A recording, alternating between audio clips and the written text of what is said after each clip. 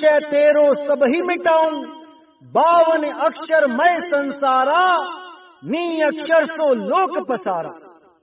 तो कबीर साहब कहते हैं, धर्मदास मैं तुम्हें सारे भेद बताता हूं, विदेह नाम का भी भेद बताता हूं और विदेह ध्यान का भी भेद बताता हूं। इन दोनों भेदों को बताता हूं ताकि तुम्हारे सारे संशय खत्म हो जाए, क्योंकि ये दो भेद हैं।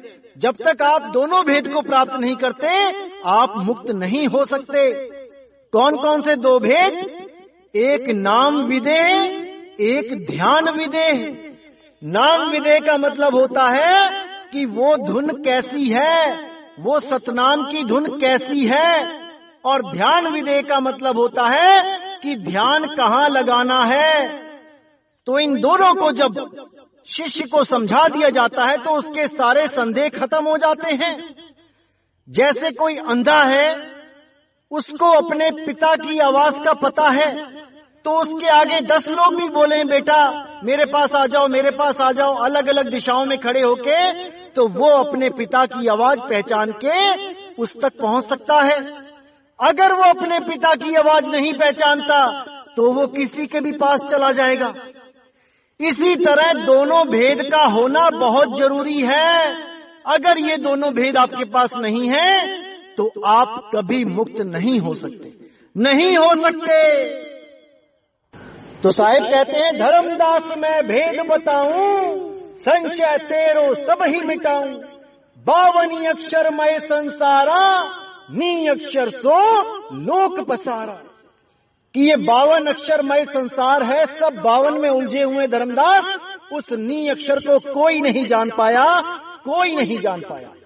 सोई नाम है अक्षर निवासा, काया ते बाहर प्रकाशा। साफ बोल दिया कबीर साहब ने कि सोई नाम है अक्षर निवासा। अक्षर यानी आत्मा, अक्षर यानी अविनाशी, कि केवल उस अविनाशी आत्मा में ध्यान लगाकर ही उस शब्द को प्राप्त किया जा सकता है, उस नी अक्षर नाम को प्राप्त किया जा सकता है। लेकिन उसकी पहचान होनी बहुत जरूरी है, क्योंकि ये मन किसी को नहीं बख्शता, ये जाल फेंकता ही रहता है आखिरी मोमेंट तक कि कहीं तो फंसेगा ये जीव। इसलिए जिसको उस भेद का नहीं पता कि वो धुन कैसी हो रही है, वो कभी मुक्त नहीं हो पाता। तो साहिब कहते हैं, सोई नाम है अक्षर निवासा, काया ते बाहर प्रकाशा। वो काया से बाहर है, वो पिंड अंड ब्रह्मांड के बाहर है। ये जो श्वासों का जाप करने वाले हैं, ये तो श्वास पिंड के अंदर चल रही है, और ये पिंड के अंदर ही बेचारे सुरत लगा के बैठे रहते हैं, इंगला पिंगला सुषमना में ध्यान लगा के अपना अनमोल जीवन बर्बाद कर लेते हैं। ऐसे लोगों से बचो मेरे भाइयों, बचो। तो साहिब कहते हैं, नाम भेद मैं तुमसे कहूं, धर्मदास तुम निज कर ठयऊ। कि वो नाम भेद, वो नाम विदेह की धुन के बारे में मैं अच्छी तरह समझा देता हूं, उसको समझ लो। धर्मदास तुम निज कर ठयऊ, यानी धर्मदास तुम अच्छी तरह उस निज ज्ञान को समझ लो। तौन नाम सुनी हंसा पावे, कहे कबीर सो लोक सिधावे। तौन नाम सुनी, उस नाम को सुनकर जो मैं तुम्हें भेद बताने जा रहा हूं, क्योंकि काल भी कई तरह की धुनें वहां चालू कर देगा। उनमें से जो असली धुन होगी, उसको सुन के जो हंसा पावेगा, वही उस अमर लोक को, उस सत्य लोक को, उस निज रूप को समावेगा।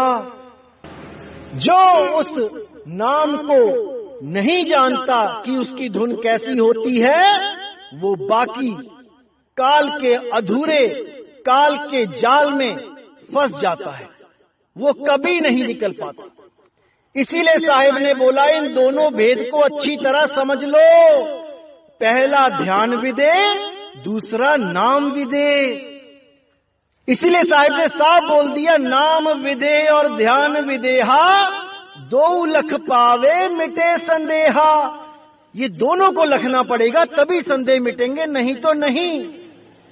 तो साहिब क्या कहते हैं आगे, धरनी आकाश के बाहिरे योजन 8 परमान, तहा शत्र तन राखियु हंसा करे विश्राम।